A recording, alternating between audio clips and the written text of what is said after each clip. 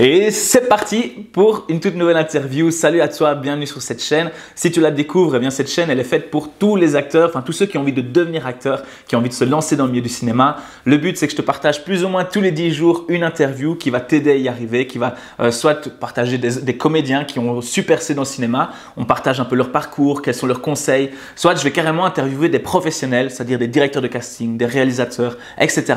pour leur demander également des conseils. Donc si tu es nouveau ici, je te souhaite la bienvenue et je t'invite à t'abonner immédiatement si tu veux pouvoir profiter de ce contenu.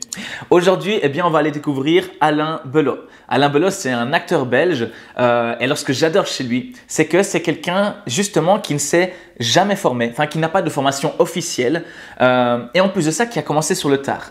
Et ça, j'aime beaucoup parce que parmi toutes les questions que je reçois, que vous m'envoyez, eh bien, c'est quelque chose qui revient constamment. Est-ce que Daniel, je suis obligé de faire le conservatoire? Et est-ce qu'on peut réussir à n'importe quel âge? J'ai déjà 30 ans, 40 ans, est-ce que je peux encore réussir dans le cinéma? Alain Belot, il prouve que oui et oui. Oui, on peut réussir sans faire le conservatoire et oui, on peut réussir quel que soit son âge vu que lui-même a commencé vraiment sur le tard. Pour te dire déjà, sa première figuration, c'était quand il avait 36 ans. Donc en l'occurrence, il dit que c'est une figuration, je le trouve très modeste là-dessus, vu qu'il est quand même resté plusieurs jours sur le tournage. C'était avec le réalisateur belge Benoît Mariage dans le film Le Beau Vélo de Guylain Lambert. Et quelques années plus tard, quand il avait 42 ans, là il a eu son premier rôle, donc il estime que lui il est vraiment rentré dans le cinéma à ce moment-là. Donc voilà, c'est très intéressant de savoir comment est-ce qu'Alain a fait pour justement déjà avoir accès à des rôles alors qu'il n'avait pas de formation.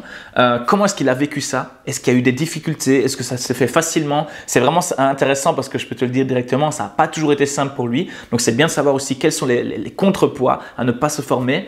Donc voilà, moi en tout cas je trouve qu'Alain c'est une très belle preuve qu'on peut y arriver. Quel que soit l'âge, quelle que soit la formation, on peut le faire, on peut tous y arriver. Donc c'est pour ça que j'ai adoré cette interview. D'ailleurs, Alain est devenu un pote après ça. Depuis lors, eh bien, on s'appelle de temps en temps. Comme quoi, c'est la beauté aussi de pouvoir faire des vidéos.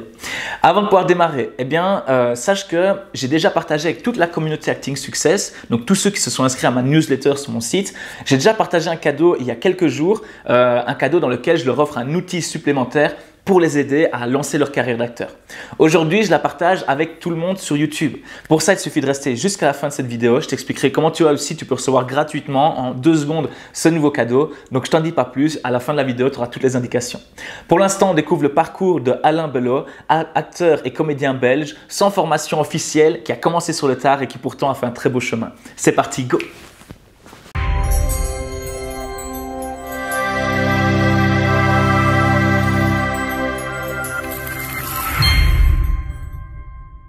J'ai regardé un peu ton parcours, j'ai vu que sur Allociné, il y a déjà plus de 11 films où on parle de toi, dans lesquels Ils sont en retard les mecs, je suis à 30. C'est ce que j'allais dire, quand on regarde après sur comédien.be, etc., il y en a plein d'autres. Et donc forcément, j'ai regardé un peu tes débuts. J'ai vu, je pense si je ne me trompe pas, tu avais 32 ans quand tu as joué dans Le Vélo de Guylain Lambert. C'était en 1999. J'ai fait le plus ou moins le calcul, je sais que c'est il y a 21 ans, quelque chose comme ça. En 1999, j'avais quel âge? Putain, en 1993, j'avais 30 ans, donc j'avais 36 ans. 36 ans? Ah bah voilà, comme quoi je suis pas bon en maths, mais ouais, j'espère être bon dans autre chose. Ouais, 36 ans, et c'est comme figurant là. Ah ouais, ok, ben c'est ça que je voulais savoir justement, si tu avais déjà fait d'autres choses avant, si c'était vraiment ton tout premier projet, comment ça s'est fait en fait tes débuts tout simplement, tu vois? Le Vélo de Guylain Lambert, c'est vraiment le fruit du hasard. Je suis en vacances, je lis une annonce, j'ai une curiosité pour le cinéma, mais sans plus, quoi. Je me dis tiens, je vais aller voir à l'intérieur comment ça se passe. Je réponds à la demande de casting. Je suis convoqué au Palais des Expositions de Namur. Je fais un petit test face caméra. Là, il me demande si je veux bien être le mécanicien vélo de Guylain Lambert en Belgique. Je suis déjà un peu étonné. Et ils me préviennent que c'est 10 jours de tournage, si mes souvenirs sont bons. Et donc, je me retrouve sur ce tournage en tant que mécanicien vélo de Guylain Lambert. C'est de la figuration, en fait. 10 jours, c'est plus que de la figuration, quand même. Non, parce que si tu regardes le film, tu me vois 3 fois 2 secondes. Ouais. Et quand tu sais même pas où je suis, parce que moi, je sais où je suis, parce que je Ouais, sais. ouais. Mais non, c'était de la figure. Maintenant, voilà, je suis content de l'avoir fait, parce que j'ai vécu de l'intérieur ce moment-là. Je me suis dit, plus jamais. La figuration. Ouais. Et puis, il y avait énormément de monde. Je crois qu'à un moment donné, on était plus de 1000 quand on est sur une place. Tu vois, tout l'engouement d'un village, la kermesse, quoi. Il y a plus de 1000 personnes. Ces 1000 personnes-là doivent bouffer à la pause. C'est la guerre. C'est la guerre. J'en reviens pas. Je dis putain, c'est quoi? Et voilà. Et c'est la figuration. Putain, mais il faut être courageux. Quoi, en fait, c'est long. Ouais. Si mes souvenirs sont bons, si tu regardes le film, tu verras à un moment donné des bras avec un vélo. C'est un chiffre de menteur, mais je crois qu'on a fait 36 fois la prise. Et je porte 36 fois le vélo que je vais taper sur une Peugeot 504. Et tu vois juste mes mains, et c'est tout. Mais voilà, j'ai vécu des chouettes moments. J'ai rencontré Benoît Poulvord sur ce tournage qui était encore au balbutiement de sa carrière. C'est le début, ouais. Et que, très cool, quand on s'est retrouvés à un moment donné suite à un orage et à un raccord pas possible côte à côte, quand on discute. Voilà, on a parlé de choses et autres. Il se fait qu'on avait des amis communs sans le savoir. Et voilà. Et donc je m'étais dit, plus jamais. Moi, ce que je voulais savoir, en fait, avant même de partir sur d'autres films, c'est ta particularité, tu vois, c'est justement, comme je te disais avant l'interview, c'est que tu n'as pas fait de formation officielle. Non. Et ça, forcément, c'est super intéressant parce que parmi les comédiens, on est 1000 à se poser la question, est-ce qu'on est obligé de faire le conservatoire? Est-ce qu'on est obligé de faire ci, ça? Toi, tu ne l'as pas fait et pourtant, ben voilà, tu as quand même fait ton chemin. Qu'est-ce que tu penses par rapport à ça? Est-ce que pour toi, c'est obligé ou pas de se former Alors, là, il y a un vaste dossier, en fait. J'ai pas de formation et j'ai vécu encore, maintenant je le vis, avec le syndrome de l'imposteur. Et je vis avec ça. Et c'est dommage parce que ça freine toute initiative.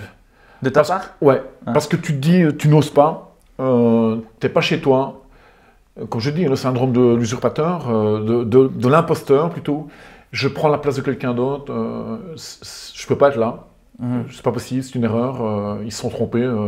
Et donc en jouant avec cette crainte-là, avec cette peur-là, tu engages un stress. Le stress engage du mauvais jeu. Et moi, je suis conscient de ça, qu'en fait. Donc, je vis avec ça. Après, j'ai les conseils de quelques personnes qui sont quand même, je dis, des pointures dans le cinéma. Je ne vais pas les nommer là maintenant, mais enfin, soit. Qui m'ont dit, putain, lâche les chevaux, mec, t'en as. Lâche-les.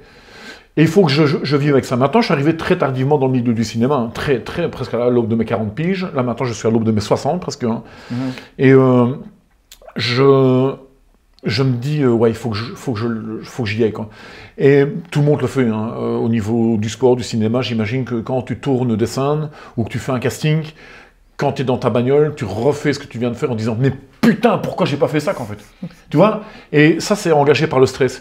Et donc, il faudrait, en tout cas, moi, je n'ai aucun problème à l'heure d'aujourd'hui à ne pas avoir fait l'IAD, l'INSA, ce conservatoire, ainsi de suite. Ouais. Je n'ai plus le problème, je m'en suis débarrassé, mais j'ai vécu avec ça. Ouais. Et puis en 2013, tu as fait La Marque des Anges. Oui. Donc, moi, là, ce qui m'a marqué directement quand je regardais ça, je me suis dit, ah ouais, là, quand même, Joe Star, enfin, c'est avec Joe Star, c'est avec l'empereur Depardieu. Ouais, absolument, ouais. Enfin, c'est quand même un monstre. Comment est-ce que toi, de nouveau dans ton parcours, tu fais pour te retrouver dans un film avec des grands comme ça? Alors, pour l'histoire de La Marque des Anges, c'est un coup de cul extraordinaire. Michael m'appelle pour caster... Michael Beer, c'est ça? Oui, Michael Beer m'appelle pour caster ma fille. Donc je conduis ma fille qui doit avoir, je sais pas, 8-9 ans. Et Michael me dit « Ah, mais tant que t'es là, j'ai peut-être quelque chose à te proposer. » Et c'était pour Miserere, ça s'appelait comme ça au départ. Et donc je fais le casting chez Michael Beer. Et là, c'est dingue parce que je ne sais pas que je vais faire le casting, donc je vais chez Michael Beer, totalement décontracté, les doigts de pied en éventail, parce que je conduis ma fille. C'est le mieux là, pas de stress. Et puis voilà, il me pose le truc, il y a un petit texte que je lis, il me dit vas-y fais-le. Je le fais, encore une fois je veux dire, à l'intuition, à l'instinct, sans construction. Et directement le soir même, je suis appelé, je pense que c'est le soir même, pour dire que Sylvain White, le réalisateur, est intéressé par ce qu'il a vu. Et donc je me retrouve sur le film là-bas. Je n'ai pas rencontré Sylvain White avant le premier jour. Il m'a présenté Didier Morville, donc alias Joe Star. Ça s'est super bien passé. Ça c'était super cool. J'étais déjà un fan inconditionnel de Joey, de NTM, donc... Enfin, je ne vais pas pour ça. Parce que je ne sais pas du tout pourquoi je vais, en fait. Hein. Donc, après, c'est peut-être un défaut, alors aujourd'hui, que je devrais rectifier, c'est de répondre à tout et de dire oui à tout. Parce que de temps en temps, ben, tu peux te planter, quoi. Mais là, pour le coup, c'était une chouette expérience. J'ai vu un plateau gigantesque. Hein. C'était. C'est ça, c'est une grosse production. Il tournait à 3 cams. Il faisait du pré-montage le jour, quoi, sur la place. J'ai vu les pointures, quoi, voilà, sans. Je suis pas une midinette, quoi. Je vais pas vers eux. Je suis pas un demandeur de photos, je suis pas un demandeur d'autographe, mais je les regarde. Je les regarde, tu vois, je me mets un peu, je regarde un peu comment ils travaillent, voilà, je m'instruis un peu de leur manière, et pas simplement quand on filme, hein, quand ils sont à l'extérieur, voir un peu comment ils sont. Quelles sont les erreurs que soit tu as fait ou que tu as vues en tant que comédien, je parle bien, à éviter? Que nous, jeunes comédiens, il faut dire attention, ça te fait pas avoir, ça, enfin voilà. Quelles sont les erreurs à éviter pour toi? Les grandes erreurs? Je pense qu'une erreur que j'aurais, enfin c'est pas que j'aurais, c'est des erreurs que j'ai souvent faites, c'est de dire oui à tout. Il faut pas dire oui à tout. Ouais, il faut dire non. Non. Et tu peux expliquer pourquoi. Hein. Tu peux dire, écoute, ça ne correspond pas, je le sens pas. En tout cas, moi j'ai l'habitude de dire tout ce que je pense. Et là, s'installe, mais là on va rentrer dans la psychologie. Hein. Pourquoi tu le fais? Pour être connu? Si tu dis oui à tout, c'est pour être connu, qu'en fait. Tu veux à tout prix. Et encore une fois, c'est mon interprétation. Hein. Et c'est vrai que dans un premier temps, c'était oui à tout. Et la première fois que j'ai été retenu sur le vélo de Guylain Lambert, j'étais déjà totalement surpris qu'on me propose ce petit rôle là-bas, et j'étais glorieux, quoi, tu vois. Et de temps en temps, il faut redescendre et se dire, bah non. La deuxième fois, là, je voulais rencontrer Benoît Mariage, que j'aimais déjà énormément, parce que son Convoyeur à temps, Les Convoyeurs à temps, ça m'a vraiment... c'est un film extraordinaire. Donc je voulais rencontrer le Réa, et c'était une chouette rencontre. Là, ça, je regrette absolument pas. Là, après, oui, j'ai fait plein de trucs que j'aurais pas dû faire, en fait. J'ai dit oui à tout. Et puis, tu te rends compte qu'on le prend aussi parce que plein de gens ont dit non avant, qu'en fait. Et tu dis, bon, ben voilà, je suis la dernière possibilité. Et je dis oui, qu'en fait. Donc maintenant, je fais gaffe. Je fais gaffe à ne plus dire oui à tout. Je fais un peu plus gaffe à la lecture des scénarios, voir un peu ce que c'est, au rôle qu'on me propose, quoi.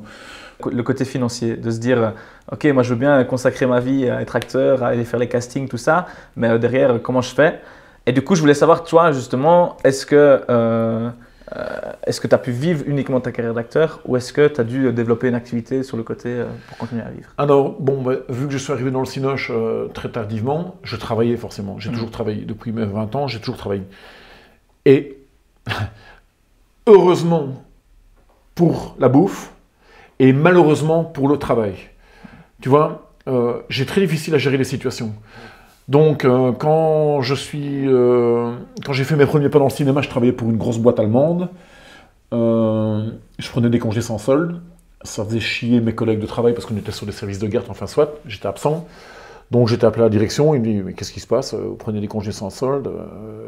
Oui, voilà, je fais du cinéma. Ouais. Donc je voyais bien que ça ne leur plaisait pas. Et là, j'ai décidé de créer mon entreprise dans le domaine dans lequel je travaille. Et je me suis installé à mon compte. C'est cool. Et en même temps, c'est pas cool. Parce que quand je suis dans mon travail qui me nourrit et que je sais que je vais tourner dans un mois, je suis déjà dans mon tournage. Quand je suis dans mon tournage, mon entreprise ne tourne plus, mais j'ai des clients qui ont besoin de moi. C'est arrivé à Paris, par exemple, à 3 h du matin, j'ai un client qui est en panne dans une industrie.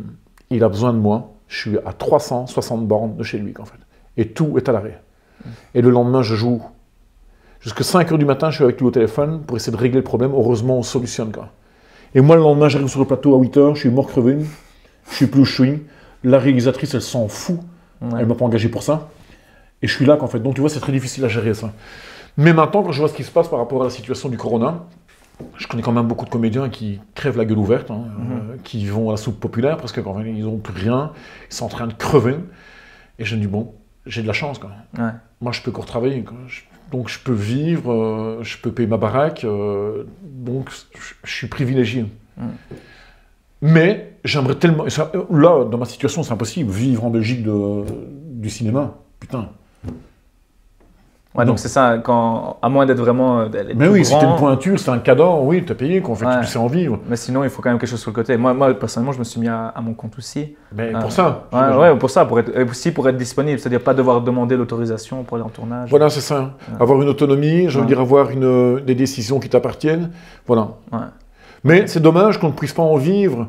Et qu'est-ce que je vomis les gens qui pensent que ce n'est pas un métier, qu'en fait. Ouais, c'est ça. Mais qu'est-ce que je vomis ces gens-là, qu'en fait.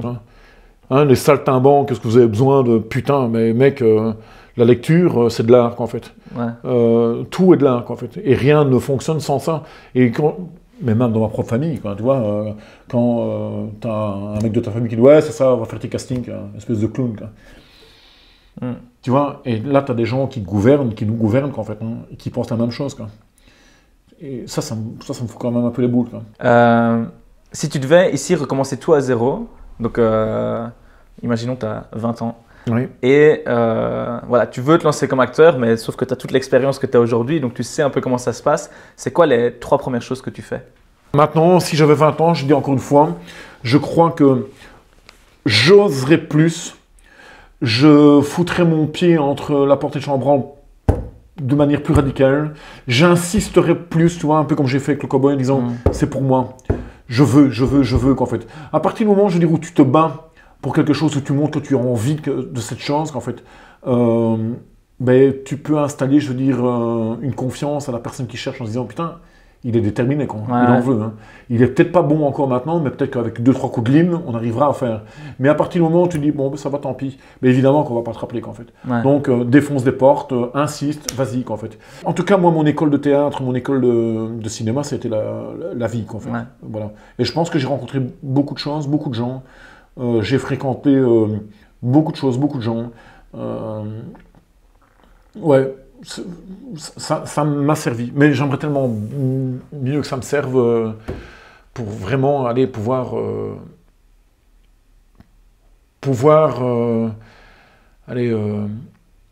donner ce que j'ai, qu'en fait. Ouais. Donner ce que j'ai dans des situations en disant putain oui je connais, quoi. Je peux avoir du chagrin quand tu vois, quand c'est déjà arrivé dans des situations où la situation monte un chagrin, c'est pas un film dramatique, mais il y a une période de chagrin. Putain, je vais aller chercher une vitesse parce que je vais rechercher des expériences de vie où le chagrin était là, quoi, en fait. Hein, où tu ne bouffes plus pendant des semaines, quoi, en fait. Tu perds des kilos. Ça marque, en fait, hein, au fer rouge, quoi. Les rigolades, même chose, quoi. Les expériences de vie, la peur, tout ça, ouais, tout ça. Ouais. Ok. Comment on peut... Voilà, ma question, c'est comment on peut bien vivre ces choses-là à partir du moment, je veux dire...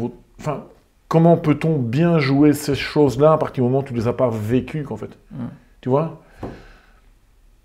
Avoir la peur de presque chier dessus et en se disant, putain... voilà, si tu ne l'as pas vécu, comment tu peux avoir ce ressenti, en fait, même au niveau du souffle, même au niveau des yeux, où ta respiration s'éteint, où tu n'as plus rien, parce que... Putain, si on me tombe dessus, je suis mort, quoi. Quand même eu 15 motards sur la gueule qui voulaient me couper en rondelles, quoi, en fait, hein, et j'étais dans un fossé, quoi. Ils étaient là, quoi. Je peux te jurer que l'apnée, je la connais, quoi. Je la connais parce que j'étais tétanisé, quoi. Voilà, maintenant, comment peut-on vivre si tu ne l'as pas... Comment peux-tu le faire passer? J'en sais rien.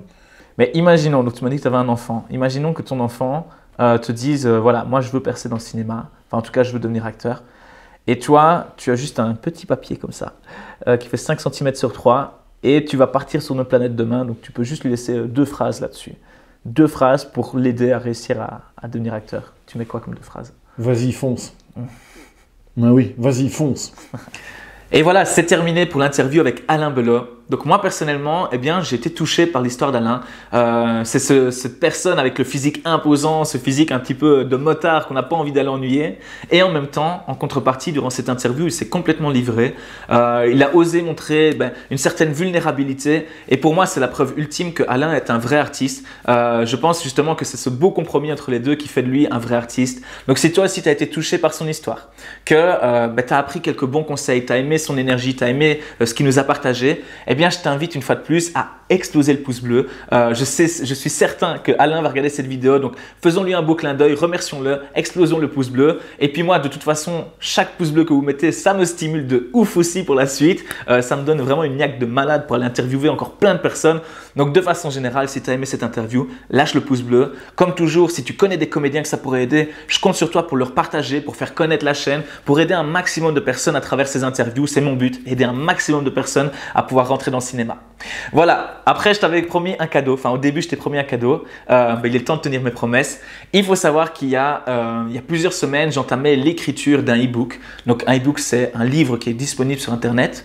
Et le but de cet e-book, eh bien, c'était de te partager quelles sont les 5 choses que tu dois faire absolument pour pouvoir te lancer en tant qu'acteur. Ça s'appelle 5 astuces à appliquer immédiatement pour devenir acteur.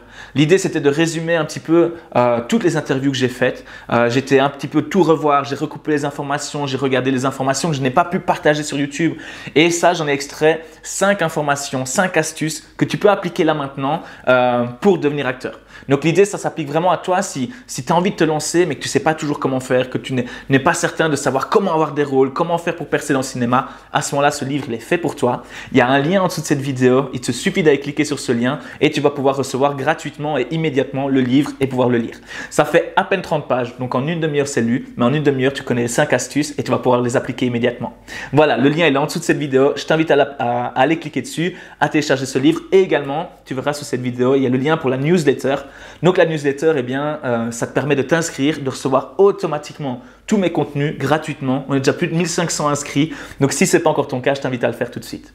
Voilà, pour la suite, eh bien, dans plus ou moins de 10 jours, je vais te partager une prochaine interview qui est à nouveau d'un directeur de casting. Donc, il faut savoir que la dernière directrice de casting que j'ai interviewée, Khadija Leclerc, eh bien, c'est une interview qui a eu beaucoup de succès. Eh bien, ici, je vais te présenter Michael Beer qui a créé la boîte de casting ADK Casting. Donc, ça fait vraiment des années qu'il est dans le game. C'est un peu une institution ici en Belgique, ADK Casting. Il va nous expliquer vraiment une mine d'informations. J'ai à nouveau adoré cette interview parce que Michael a partagé vraiment sans retenue tous ses critères. Comment est-ce qu'il choisit les gens? Comment est-ce qu'on peut se présenter à lui? Qu'est-ce qu'il faut faire pour maintenir le contact? Comment est-ce qu'on peut rentrer dans sa base de données? Etc. Donc, si tu veux être certain de ne pas louper ce contenu, tu connais la chanson. Abonne-toi à la chaîne si ce n'est pas encore fait, ça doit être fait absolument. Et va t'inscrire à la newsletter. Voilà, eh bien, j'espère pour la suite déjà que mon livre va t'aider, ça va te donner des astuces supplémentaires pour te lancer dans ta carrière. Dans tous les cas, moi, je te dis à dans plus ou moins 10 jours. N'oublie pas, tu peux y arriver, que tu sois vieux ou jeune, que tu sois formé ou non formé, que tu sois un Apollon ou au physique atypique. Il faut de tout dans le cinéma. À toi de faire ta place. Je suis certain, mais certain que si tu décides d'y croire, que si tu décides de te donner vraiment les chances, de te donner les moyens, de t'inscrire sur les sites de casting, de contacter les gens, de postuler, d'y arriver, de t'entraîner, ça va marcher. Le travail paye, j'y crois dur comme fer. C'est Jacques Brel qui disait « Le talent, je connais pas, je connais que la sueur de mon front. À vous de jouer, je suis sûr que vous pouvez y arriver. On se retrouve sur les plateaux de tournage. À très bientôt. Ciao !»